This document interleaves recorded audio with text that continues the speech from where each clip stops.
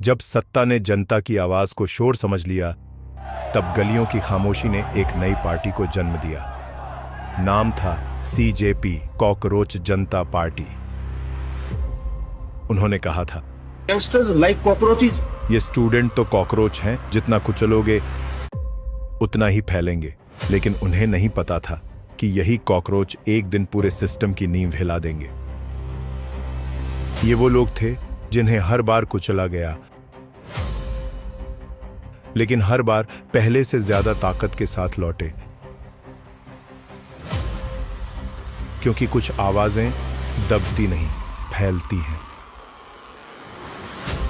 सड़कों पर सिर्फ प्रदर्शन नहीं हो रहा था, हर नारे के साथ एक सवाल उठ रहा था, आखिर जनता कब तक सिर्फ वादे सुनती रहेगी?